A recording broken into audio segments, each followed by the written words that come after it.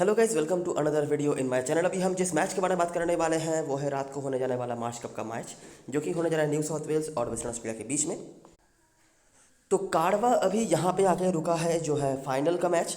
दोनों टीम दो तरह की सिचुएशन से गुजर के इस मुकाम तक पहुंची है। न्यू साउथ वेल्स 5 मैच जो उनके लिस्टेड थे उनमें से 3 मैच तो उनको खेलना ही नहीं पड़ा बारिश के चलते, लेकिन बाकी के 2 मैचेस उन्होंने जीते। ठीक है, 3 मैचेस ना रिजल्ट, मतलब 60% मैचेस के ना रिजल्ट आने के बाद भी अगर टीम फाइनल में पहुंच रही है तो आपको समझना पड़ेगा कि बाकी टीम्स जो रही हैं वो उतना खास कुछ कर नहीं पाए थे। यहाँ पर आप देख सकते हैं जो लीग टेबल है, वेस्टर्न ऑस्ट्रेलिया देखिए 18 पॉइंट के साथ है। उसके बाद न्यू साउथ वेल्स पहुंची है। नेट रन रेट के हिसाब से कोई मैच ना वो हारे नहीं थे। तास्मानिया सबसे अनलकी टीम यहाँ पर आप कह सकते हैं, उनको खेलना भी पड़ा था 4 मैच। ठीक है, न्यू साउथ वेल्स के डबल मैच उनको खेलना पड़ा था, मतलब जो मैचेस हुए हैं सही में, नहीं तो उनके भी 2 मैचेस नो रिजल्ट रहे हैं, लेकिन उन्होंने एक मैच हारना पड़ा था उनको, जिसके वजह से उनका जो है नेट रन रेट थोड़ा बिगड़ गया। और न्यू साउथ वेल्स 2 मैचेस उन्होंने खेले थे और दोनों ही मैच, एक मैच उन्होंने विक्टोरिया को हराया था और एक मैच क्वींसलैंड को हराया था, वो भी अंडर प्रिपेयर्ड टीम को लेकर। अगर दोनों में से एक भी मैच वो हार जाते तो कोई पॉसिबिलिटी नहीं रहती। तो काफ़ी ज़्यादा कैलकुलेशंस यहाँ पर आ गए थे इस सीज़न में। ऐसा सीज़न मैंने पहले कभी होते हुए नहीं देखा था।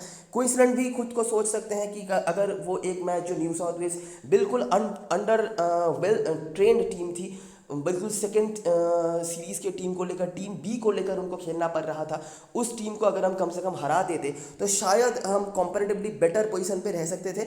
लेकिन अभी कुछ कर नहीं सकते हैं हम, जो है सो है। और है ये कि पिछले सीज़न की तरह यहाँ पे भी हमें सेम फाइनल जो है देखने मिल रहा है। वेस्टर्न ऑस्ट्रेलिया लेकिन जो 6 मैचेस हैं, 6 के 6 मैचेस उनको खेलने पड़े थे और 2 मैच जो वो हारे हैं वो हारे थे तास्मानिया से। मतलब तास्मानिया एक ऐसी टीम रही है जो तीसरे स्थान पे रहे हैं अनफॉर्चुनेट तरीके से।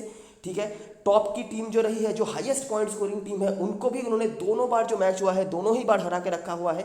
उसके बावजूद भी वो फाइनल में नहीं जा पाए वेदर के चलते। और न्यू साउथ वेल्स को कुछ भी नहीं करना पड़ा, बस 2 मैचेस वो जीते हैं, वो भी एक विक्टोरिया को हराया हुआ है, जिनको सभी हराते हैं। आप देख सकते हैं आखिरी पायदान में उन्होंने ख़त्म भी करा हुआ है, तो वही विक्टोरिया को उन्होंने हराया है। और बाकी एक मैच आप कह सकते हैं कि सही से उन्होंने जीता है अंडर प्रिपेयर टीम लेकर भी, और बाकी वो फाइनल में अभी खेल रहे हैं। 2 मैच सिर्फ उनको खेलना पड़ा है। तो ये अभी सीन है, लेकिन अभी कल के मैच में ये ऐसी चीज़ें आपको देखने नहीं मिलेगी। कौन सी टीम किस सीन से गुजर के आ रही है, क्या करा है उन्होंने पास्ट में, इसका कोई मतलब बनेगा नहीं। कल 0 से आपको स्टार्ट करना है और 100 तक सबसे पहले और सबसे जल्दी जो पहुंच पाएंगे, सबसे एफिशिएंट तरीके से जो पहुंच पाएंगे वो ही जीतेंगे। ये मुझे बताने की ज़रूरत नहीं है और ये फाइनल है। ये चीज़ भी आपको समझना पड़ेगा कि जो जो आप सोचेंगे, जैसा जैसा आप सोचेंगे वैसा ही होगा, ये सोचना थोड़ा ज़्यादा हो सकता है। तो थोड़ा संभल के खेलना है, लेकिन जो जो चीज़ें हमारे पास हैं उन चीज़ों के बारे में तो हम बातें करेंगे ही, जैसा हम हमेशा करते हैं। तो स्टार्ट करते हैं इस मैच की एनालिसिस। प्रॉब्लम हमारे लिए यहाँ पे ये होने वाला है कि जंक्शन ओवल मेलबर्न में मैच होने जा रहा है। यहाँ पे मैच एक्चुअली होना नहीं था, न्यू साउथ वेल्स के घर पे ही मैच होना था, क्योंकि ये पिछले सीजन के चैंपियन भी रहे हैं, तो उसका एडवांटेज उनको मिल सकता था। लेकिन सिडनी का हालत बहुत ख़राब है, बहुत ही ज़्यादा ख़राब है उनके वेदर का हालत। इसीलिए हर मैचेस जो सिडनी में लिस्टेड थे, सारे मैचेस, ना सिर्फ मार्च कप के बल्कि शेफील्ड शील्ड के भी मैचेस, वुमेन के जो WSL के मैचेस हैं, वो भी सारे के सारे मैचेस जो हैं अभी शिफ्ट कर दिए जा रहे हैं दूसरे किसी ग्राउंड्स पे। तो इसीलिए होम एडवांटेज जो न्यू साउथ वेल्स को मिल सकता था वो तो मिल नहीं रहा।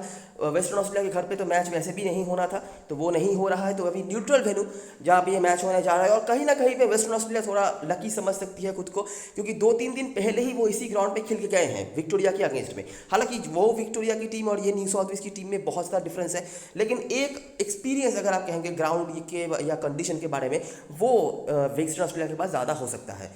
वेदर क्लियर है। आखिरी 5 मैच की अगर हम बात करें तो पिछले सीजन के फाइनल को जीतने के बाद न्यू साउथ वेल्स ने बराबर कर लिया है इस फिक्चर को, नहीं तो वो पीछे चल रहे थे 3-1 या 3-2 से, अभी 2-2 की बराबरी पर आ गई है सिचुएशन। अभी एक बार देख लेते हैं कि जब ये दोनों टीमें आमने सामने हुई हैं आखिरी 5 मैचों में, तो क्या क्या चीज़ जो हमें देखने मिला है। तो ये पहला मैच है सिडनी में। ठीक है, अच्छा देखो, अभी दोनों टीम, एक का होम ग्राउंड सिडनी है, एक का पर्थ है, तो यहीं पे मैचेस जो है देखने मिलेंगे आपको। न्यूट्रल वेन्यू ज़्यादा आपको देखने नहीं मिलेगा, लेकिन जो है अभी ये हेड टू हेड ही है। ठीक है, तो इस सेक्शन को ध्यान से देखना है। मैं कोशिश करूंगा जितना हो सके आपको ग्राउंड के बारे में बताने की, लेकिन बहुत ज़्यादा हेल्प मुझे लगता नहीं आपको वहाँ से मिलने वाला है, लेकिन फिर भी मैं अपनी तरफ से पूरी कोशिश कर रहा हूँ। ठीक है, अच्छा तो वेस्टर्न ऑस्ट्रेलिया बना था 207 रन, बैंक्रॉफ्ट कर्नल स्क्वाड मेंबर्स में से और हेनरी केस के 2 विकेट्स। न्यू साउथ वेल्स ने बहुत इजीली चेस कर लिया था, जहां पर आपको ह्यूजेस और टर्नर ये कुछ नाम दिख रहे हैं। बहुत पुराना मैच है तो बहुत सारे कॉमन प्लेयर्स अभी नहीं मिल रहे होंगे, लेकिन 4 नाम हमने यहाँ से डिस्कवर करे हैं और एक अटर डोमिनेशन हमने देखा है न्यू साउथ वेल्स की तरफ से। अच्छा, 2017 का मैच वेस्टर्न ऑस्ट्रेलिया ने पहले बैटिंग करा और पर्थ में मैच होता है तो मोस्टली आपको शॉन मार्स अच्छा करते हुए दिख भी जाते हैं। ये कुछ बॉलर्स है, शॉन एबॉट बहुत ही बढ़िया रिकॉर्ड होल्ड करते थे इस फिक्चर में। लास्ट इस सीजन के फाइनल में भी उन्होंने 4 विकेट निकाला हुआ था, बैटिंग से भी कुछ रन बनाए थे, लेकिन वो अवेलेबल नहीं है। अगर वो होते तो आपके लिए क्लियर कैप्टन चॉइस ये बन सकते थे। न्यू साउथ वेल्स चेस नहीं कर पाए, लेकिन बैटिंग इनका भी बुरा नहीं हुआ था। हेनरी केस फिर से आपको कंट्रीब्यूट करते हुए दिख रहे हैं, बाकी पैटरसन और ये कुछ बॉलर्स हैं जिनमें से एंड्रू टाई, रिचर्डसन, राशि शॉट सारे अवेलेबल हैं और बेरेनडॉर्फ इन्होंने 3 विकेट निकाला हुआ था। बेरेनडॉर्फ ज़्यादा मैचेस खेले नहीं है इस फिक्चर में, लेकिन जब भी खेले हैं उन्होंने इफेक्ट डाला हुआ है। यहाँ पर एक 3 विकेट, आगे भी इनके बारे में कुछ चीज़ें हैं। अगला मैच इस बार न्यू साउथ वेल्स ने पहले बैटिंग करी। अच्छा, आखिरी दोनों ही मैच में न्यू साउथ वेल्स ने बैटिंग सेकंड करा, उनका बैटिंग अच्छा हुआ। वेस्टर्न ऑस्ट्रेलिया एक बार बैटिंग बुरा हुआ था बैटिंग फर्स्ट करते हुए, एक बार डिसेंट रहा जहां पर वो मैच जीते भी। इस बार न्यू साउथ वेल्स ने पहले बैटिंग करा, उनका बैटिंग अच्छा नहीं रहा। जैक एडवर्ड्स, डैनियल सैम्स जो करंट स्क्वाड में अवेलेबल है, एंड्रू टाई वापस से, रिचर्डसन वापस से, पैरिस जो स्क्वाड में तो है लेकिन मोस्टली खेलेंगे नहीं। वेस्टर्न ऑस्ट्रेलिया ने चेस कर लिया, मुश्किलों का सामना जरूर करना पड़ा था लेकिन कोई दिक्कत नहीं हुआ at the end of the day. Daniel Sams, मुझे याद है ये उनका ब्रेकआउट सीजन था, ये पहला सीजन था उनका और यहाँ पर क्या ही कमाल का परफॉर्मेंस इनका था। 62 रन, 3 विकेट। बाकी फिलिपी, टर्नर, हेनरी केस कुछ ना कुछ कंट्रीब्यूशन हमेशा ही रख रहे हैं, यहाँ पर 1 विकेट उन्होंने निकाला हुआ था। अगला मैच फिर से सिडनी में हुआ, फिर से यहाँ पर न्यू साउथ वेल्स ने पहले बैटिंग करी और विशाल स्कोर खड़ा किया। फिर से Henry case, Hughes and season Sydney, ये कॉम्बिनेशन बहुत बढ़िया मैच करता है। ये भी हमने पिछले सीजनों में डिस्कस करके रखा हुआ था, तो वो यहाँ पर चल गया। टाई फिर से यहाँ पर आ रहे हैं।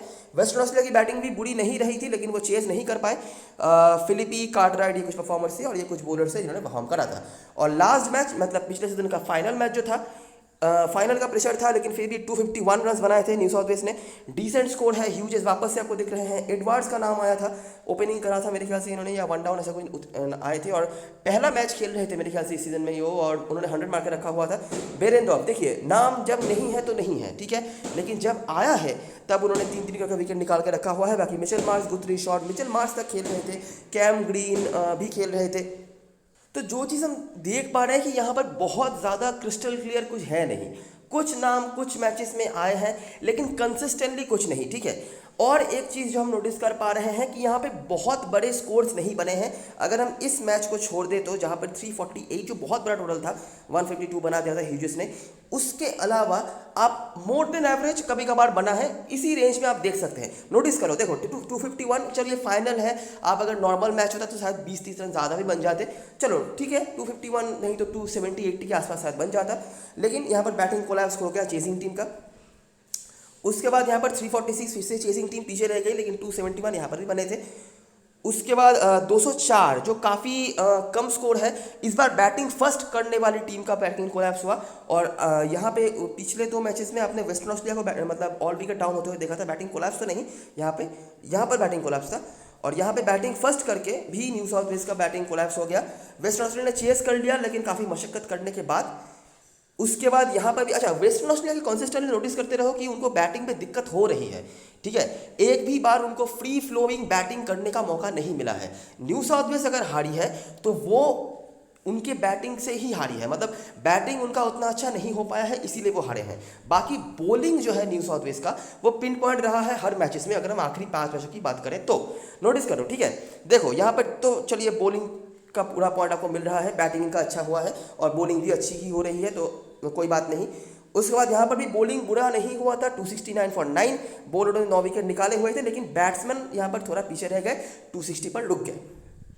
उसके बाद यहाँ पर फिर से बैटिंग खराब हुआ, नहीं तो 206 रन बनाने के लिए भी 6 विकेट उन्होंने निकला दिया थे। अगर 30-40 रन ज़्यादा हो जाता तो क्या पता मुश्किल हो सकता था मैच। उसके बाद यहाँ पर बैटिंग अच्छा हुआ, बॉलिंग अच्छा हुआ तो एक तरफा जीत। यहाँ पर भी बैटिंग थोड़ा सा लड़खड़ा गया था लेकिन फिर भी मैं कहूँगा ठीक है, फाइनल में 250 रन काफ़ी होते हैं, लेकिन बॉलिंग यहाँ पर पिन पॉइंट यहाँ पर भी रहा। ठीक है। वेस्टर्न ऑस्ट्रेलिया उतना कंट्रोलेबल यहाँ पर उनका कुछ रहा नहीं है। अगर उनका बॉलिंग अच्छा होता है मतलब, या फिर आप अपोजिट तरफ से कह सकते हो, अगर न्यू साउथ वेल्स का बैटिंग अच्छा नहीं होता है तो ही वेस्टर्न ऑस्ट्रेलिया जीती है। बाकी उनकी बैटिंग उतनी अच्छी नहीं हो पाई है। कुछ नाम हमने वैसे नोटिस जरूर करे हैं, जैसे कि लास्ट जो फाइनल हुआ था वहाँ पर ग्रीन जो कि अवेलेबल नहीं है। उसके पहले हमने फिलिपी को देखा है, कार्टराइट को देखा है, जो दोनों ही अवेलेबल हैं। उसके पहले भी फिलिपी, टर्नर। उसके पहले हमने देखा था शॉन मार्श, जो पर्थ में बहुत बड़ा टोटल उन्होंने खड़ा किया था। शॉन मार्श बहुत बड़े प्लेयर हैं, वैसे तो बहुत अच्छा रिकॉर्ड नहीं है उनका इस फिक्सचर में अगर मैं ऑल फॉर्मेट्स की बात करूं तो, लेकिन बहुत बड़े प्लेयर हैं, इनके ऊपर चांस लेना मतलब बहुत ही रिस्क हो सकता है, ये पकड़ के चलना।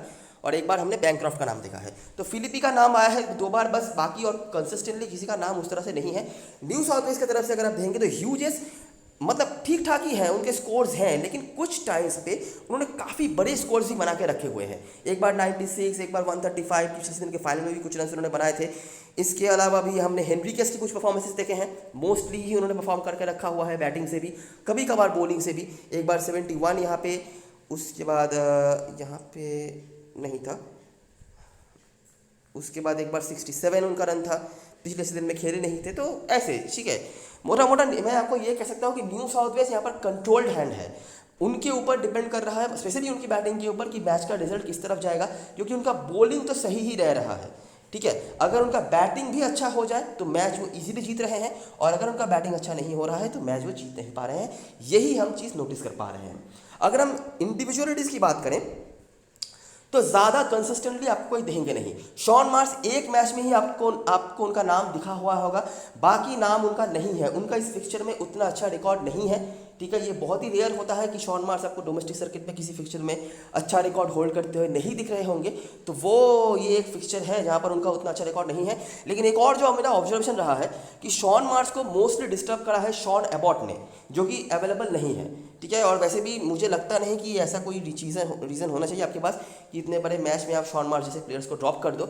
हमेशा ही ये बैकफायर करने के लिए काफ़ी होता है आपके लिए। अच्छा, तो ये है। और न्यू साउथ वेल्स की तरफ से आपने डैनियल ह्यूजेस का नाम देखा है, 3 बार उन्होंने 50+ स्कोर बना के रखा हुआ है, जिनमें से एक बहुत बड़ा 100 भी है, और पिछले सीजन का एक फाइनल में 50 और उसके पहले 96 का वाला 50, तो काफ़ी अच्छा है। और मोजेस हेनरिकेस का भी बहुत ही बढ़िया रिकॉर्ड है। तो ये दोनों मैमथ रहे हैं। बाकी भी कभी कभार किसी एक का परफॉर्मेंस आया होगा, लेकिन कंसिस्टेंट है, कंसिस्टेंसी के मामले में ये दोनों रहे हैं। बॉलिंग पे शॉन एबॉट काफ़ी आगे हैं। इसके अलावा झाई रिचर्डसन और एंड्रयू टाई और बेरेनडॉर्फ कंसिस्टेंट नहीं है, लेकिन जब वो खेले हैं उन्होंने इफेक्ट डाला हुआ है। तो ये इंडिविजुअलिटीज़ हैं, ये हेड टू हेड की चीज़ें हैं। आई होप आपने सब कुछ सही से देखा होगा। बहुत सारा बहुत रेलिवेंट क्रिस्टल क्लियर चीज़ें नहीं है, मुझे भी पता है, लेकिन और कुछ हम कर भी नहीं सकते हैं। कि एक और चीज़ जो मैंने नोटिस करी है ना, पिछले सीजन में भी और इस सीजन में भी ग्रुप स्टेज मतलब लीग स्टेज में इन दोनों टीमों के बीच में मैच नहीं हुआ है। ठीक है, बिल्कुल डायरेक्ट अभी तक इस सीजन में, इवन शेफील्ड सीजन में भी इन दोनों टीमों का मैच नहीं हुआ है। डायरेक्ट फाइनल में ही मैच हुआ है। पिछले सीजन में भी फाइनल में मैच हुआ था डायरेक्ट, और इस सीजन में भी फाइनल में मैच हो रहा है। नहीं तो इस सीजन में अभी तक 5 कप में कोई मैच नहीं हुआ है, ना ही शेफील्ड सीजन में हुआ है। पिछले सीजन के फाइनल के पहले जो लास्ट मैच पिछले सीजन में कोई खेला था इन दोनों टीमों ने, वो था शेफील्ड शील्ड में, जहाँ पे जो परफॉर्मर्स थे वो कोई रिलेवेंट परफॉर्मर्स नहीं है। फिर भी मैं शेफील्ड शील्ड से और भी कुछ चीज़ें हैं जो मैं आपको आगे बताऊंगा, तो सुनते रहना एंड तक, कुछ ना कुछ आप जरूर लेके जाओगे। अच्छा, तो ये रही बात है। अभी हम बात करेंगे ग्राउंड के बारे में। अभी देखो, ग्राउंड जो है किसी का होम ग्राउंड तो है नहीं, ठीक है, लेकिन कुछ तो होगा जो मैं आपके सामने रख सकता हूँ। तो देखते हैं वो क्या है। इस सीजन में ऑलरेडी एक मैच खेली है, जो मैंने आपको बताया 2-3 दिन पहले ही विक्टोरिया को हरा के आई है। अभी देखिए, विक्टोरिया की टीम को आप सीरियसली नहीं ले सकते। एक तो वैसे भी वो वीक टीम है, उसके ऊपर जितने बचे कुचे प्लेयर्स थे वो भी नहीं खेल रहे हैं। हालांकि इस बार फिर भी आप कह सकते हैं कि मैक्सवेल, फिंच वगैरह वापस आए थे, लेकिन कोई खास फायदा हुआ नहीं, और 143 पर निपटा दिया था, जहां पर बेरेनडॉर्फ, रिचर्डसन, आरोन हार्डी एक नाम आए थे। आरोन हार्डी को जनरली टीम जो है बैट्समैन की तरह यूज़ कर रही थी। मतलब अगर आप 4 डे मैचेस की बात करेंगे तो उतना ज़्यादा बॉलिंग इनको नहीं दिया जाता था। अभी इनको प्रॉपर्ली बॉलिंग भी मिल गई है, उन्होंने काफ़ी अच्छा परफॉर्मेंस करके रखा हुआ है।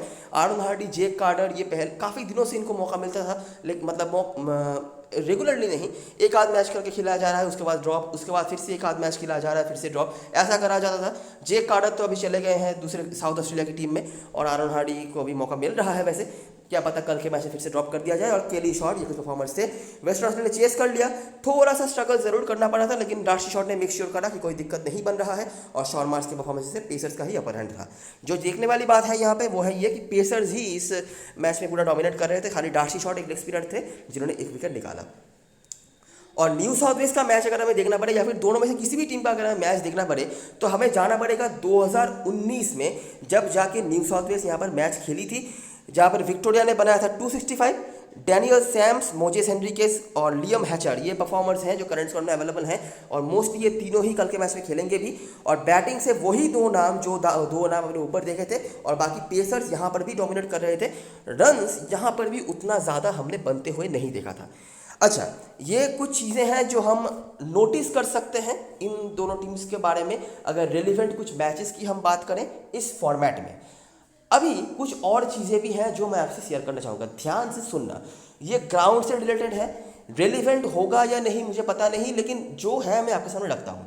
पहले अगर मैं बात करूँ न्यू साउथ वेल्स की टीम की, न्यू साउथ वेल्स का जो मेमोरी है इस ग्राउंड पे, चाहे वो जंक्शन ओवल हो या MCG मतलब मेलबर्न क्रिकेट ग्राउंड हो, मतलब ओवरऑल मेलबर्न में इनका मेमोरी उतना अच्छा नहीं है। ठीक है, इनको एक बार जो है फाइनल हारना पड़ा था विक्टोरिया से शेफील्ड शील्ड का। इस सीज़न में भी शेफील्ड शील्ड में वो एक मैच खेल चुके हैं, वहाँ पे भी मैं वो मैच यहाँ पर दिखा नहीं रहा आपको। रीज़न ये है कि वो जो टीम खेली है न्यू साउथ वेल्स की और अभी की जो टीम है इसमें बहुत ज़्यादा डिफरेंस है।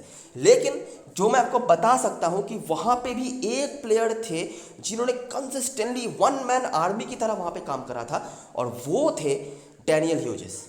ठीक है, न्यू साउथ वेल्स का बैटिंग उतना अच्छा नहीं हुआ था, कर्टिस पैटरसन वहाँ पर खेल रहे थे और कोई सीनियर प्लेयर उस तरह से मुझे याद नहीं खेल रहे थे या नहीं, लेकिन डैनियल ह्यूजेस और कर्टिस पैटरसन थे। और डैनियल ह्यूजेस ने दोनों ही इनिंग्स पे 50+ स्कोर बनाया हुआ था, इंक्लूडिंग 89 और 90 का कुछ इनिंग्स उनका था, लेकिन उनको हारना पड़ा था। ठीक है, बाकी विक्टोरिया के अगेंस्ट में 4 डे मैचेस में उनका उतना अच्छा रिकॉर्ड नहीं रहा है। और ये जो आप देख सकते हैं मार्च कप का, वहाँ पे भी वो हारे ही थे, तो मेमोरी उतना अच्छा नहीं है न्यू साउथ वेल्स की तरफ से। डैनियल ह्यूजेस के अलावा मोजेस हेनरिकेस जो मैंने आपको नाम बताया है, यही दो हैं जो करंट स्क्वाड में अवेलेबल हैं, जो पास्ट में भी खेल चुके हैं और थोड़ा बहुत रिकॉर्ड जो है होल्ड कर रहे हैं। ठीक है, अगर हम बात करें वेस्टर्न ऑस्ट्रेलिया की तरफ से, तो वेस्टर्न ऑस्ट्रेलिया के लिए चीज़ें बहुत अच्छी चलती हैं इस ग्राउंड पे। अभी क्योंकि विक्टोरिया की टीम सामने रही है तो वो भी हो सकता है, वो भी एक रीज़न हो सकता है, क्योंकि विक्टोरिया के अगेंस्ट में वेस्टर्न ऑस्ट्रेलिया का रिकॉर्ड हमेशा ही अच्छा रहा है। ठीक है, कुछ नाम मैं आपको क्लियरली बता रहा हूं जो आपके लिए इंपॉर्टेंट हो सकते हैं, जिन्होंने इस ग्राउंड में हिस्टोरिकली अच्छा करा है।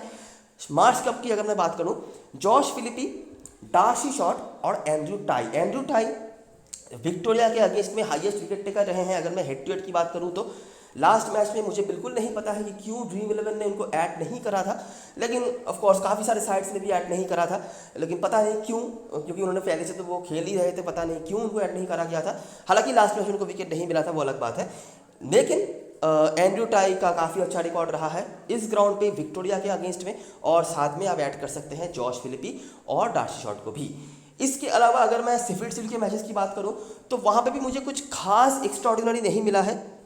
इसके अलावा अगर मैं पिछले 4 सीजन तक जाऊं तो एक ही मैच मुझे मिलेगा वेस्टर्न ऑस्ट्रेलिया की तरफ से जो कंप्लीटेड मैच है शेफील्ड शील्ड का। वहाँ पे मेरे ख्याल से वो मैच जीते थे या फिर ड्रॉ हुआ होगा। जो मेजर परफॉर्मर आप वहाँ से ऐड कर सकते हैं वो थे एस्टन टर्नर, ठीक है, जो करंट स्क्वाड में अवेलेबल है भी।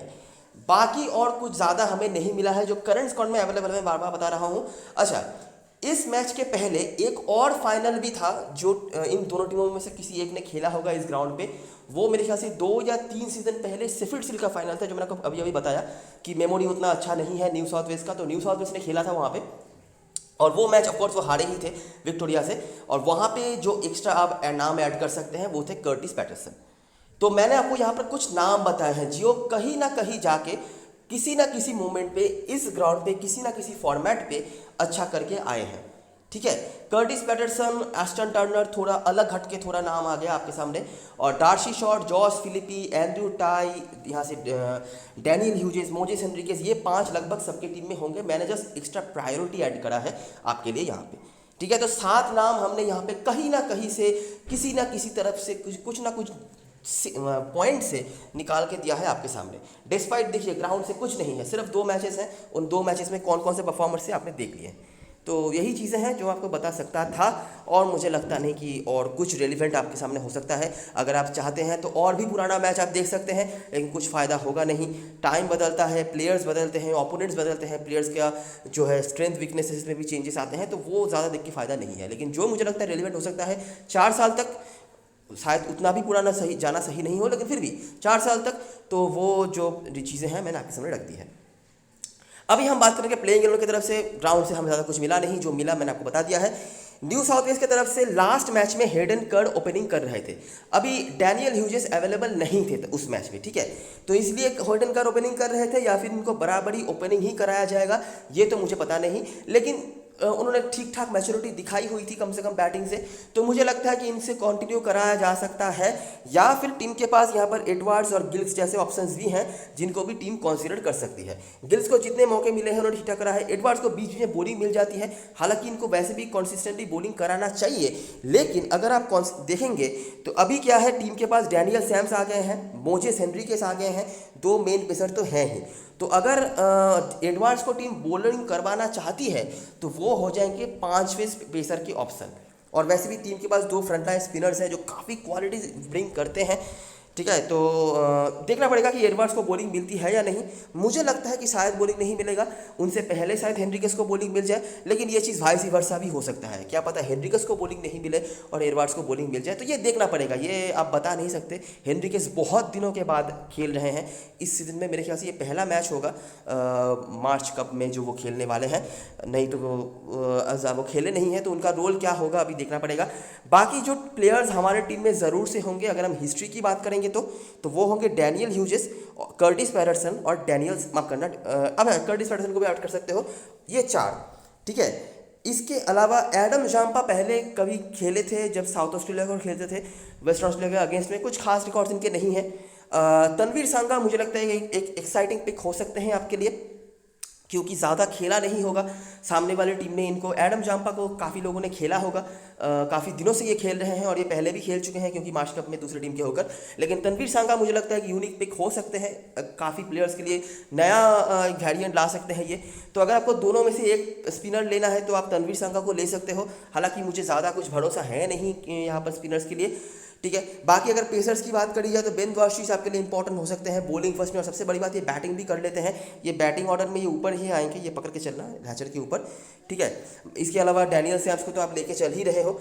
बाकी मुझे लगता है नहीं कि आपको यहाँ पर बहुत ज़्यादा छेड़खानी करने की ज़रूरत है, और हेडन कर्ड भी है, वो आप एज एन ऑलराउंडर आपके लिए काम कर रहे हैं, और अगर ओपनिंग भी करते हैं तब तो और भी अच्छी बात है। अच्छा मोमेंटम है इनके पास, जो पहला मैच उन्होंने खेला था विक्टोरिया के अगेंस्ट में, वहाँ से वो उन्होंने जो शुरुआत करा है, उसके बाद BBL में भी अच्छा करा, और लास्ट मैच में भी उन्होंने काफ़ी डिपेंडेबल बैटिंग करके रखी हुई थी।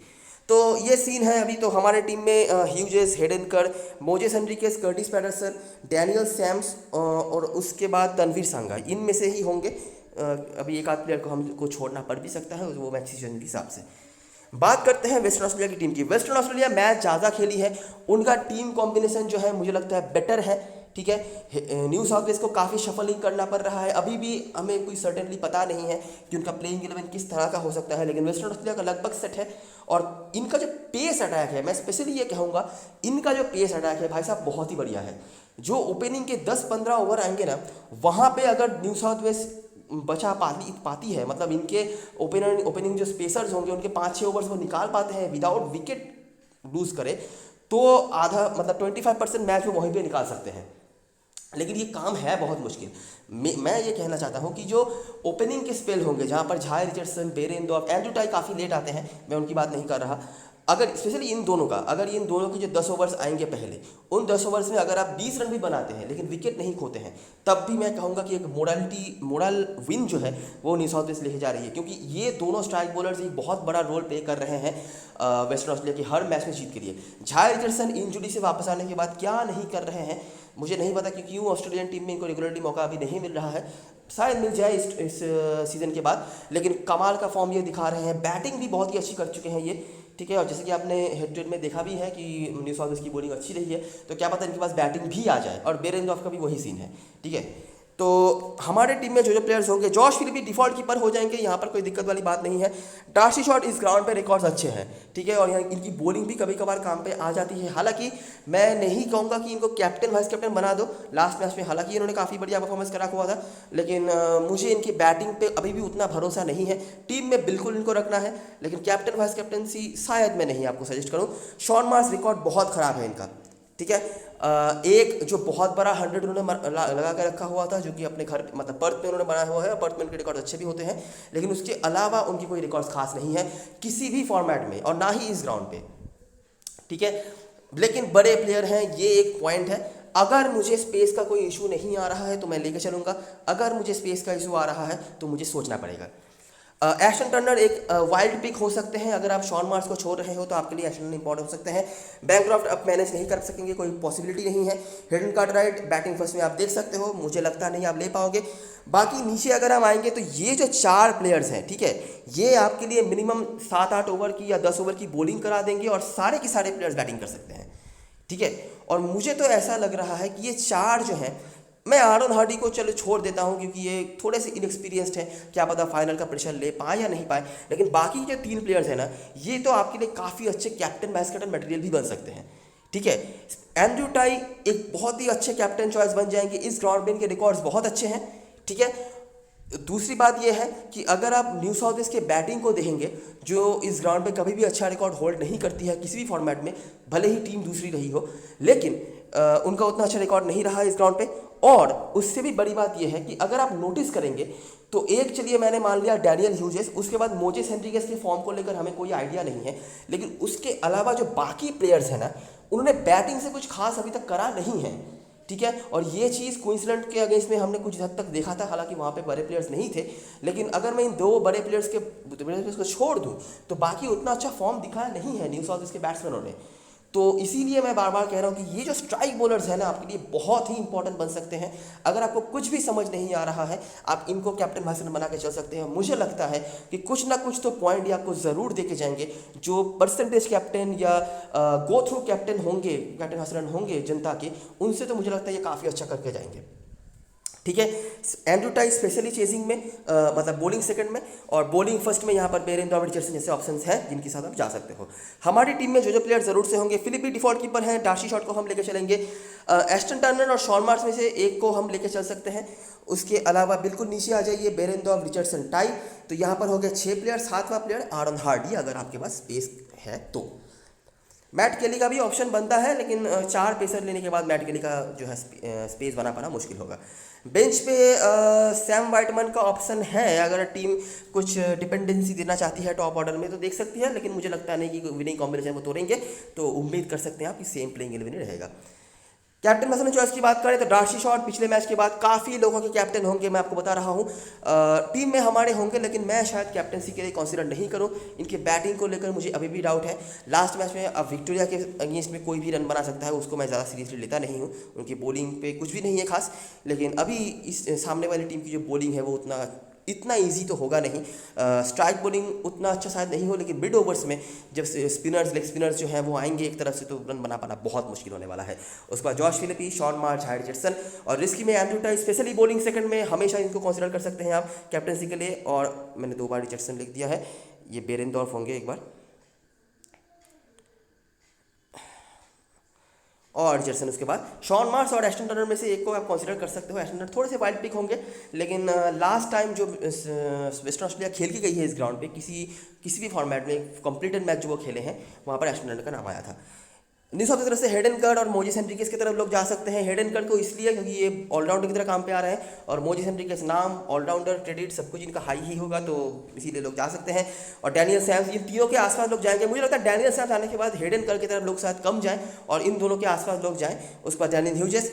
रिस्की में जैक एडवर्ड्स बॉलिंग करेंगे या नहीं पता नहीं, बैटिंग से कुछ खास रिकॉर्ड है नहीं, इसीलिए स्मॉल लीग में हम कंसीडर नहीं कर रहे हैं। मुझे लगता है कि बड़े बड़े प्लेयर आने के बाद लोग इनकी तरफ वैसे भी कम ही जाएंगे।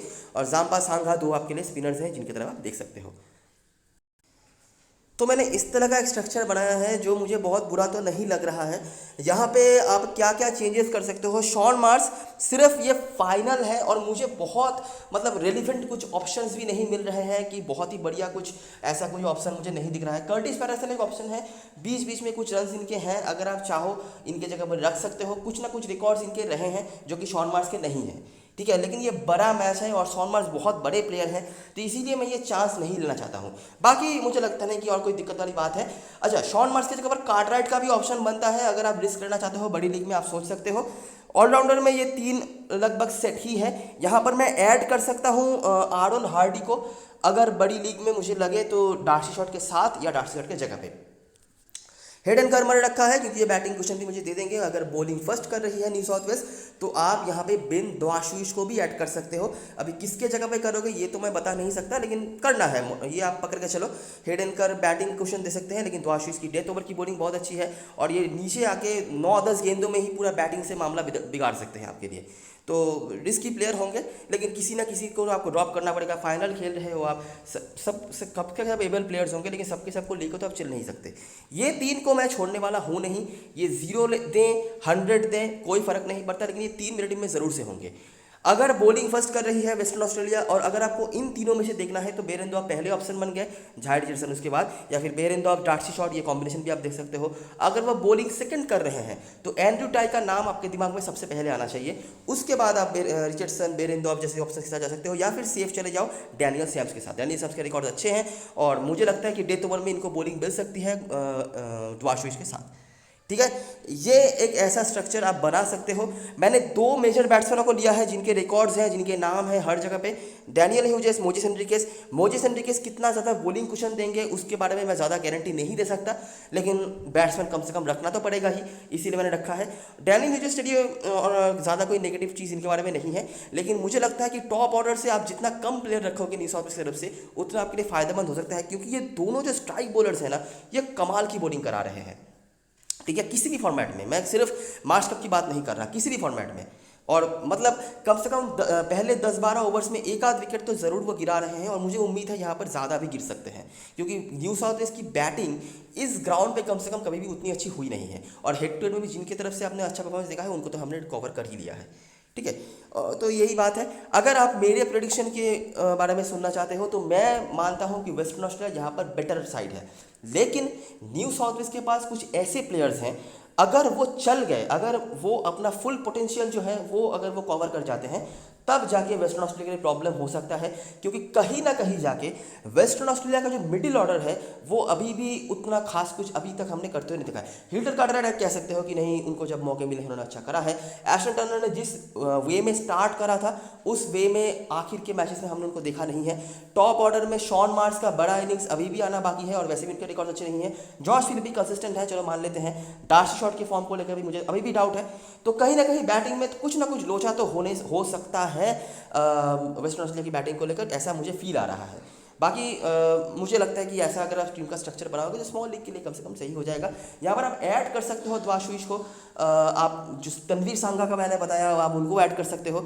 और एक और चीज़ आप कर सकते हो, जो भी टीम बैटिंग सेकंड करेगी ना उनके ऊपर आप थोड़ा प्रेशर आ सकता है, ये एक इमेजिनेशन कर सकते हो, क्योंकि फाइनल है। अगर कहीं पे आपने देखा लास्ट सीजन में भी 250 रन को टारगेट को भी काफ़ी पहले ही टीम जो वेस्टर्न ऑस्ट्रेलिया की टीम थी वो निपट गई, तो ऐसी चीज़ें हो सकती हैं फाइनल में, ठीक है। और हमेशा ही जैसा आप सोच रहे हो वैसा होगा, ये मतलब मानने वाली कोई बात नहीं है। तो थोड़ा संभल के यहाँ पर इन्वेस्टमेंट करना है, ठीक है। तो यही सारी चीज़ें और सारी एनालिसिस वीडियो पसंद आया हो तो लाइक ज़रूर करना, सब्सक्राइब करना चैनल को। टेलीग्राम चैनल पे ज़रूर ज्वाइन हो जाना, क्योंकि लास्ट वन पे सारी अपडेट्स वगैरह वहीं पे आने वाली हैं। तब तक के लिए best of luck for this match and goodbye for now.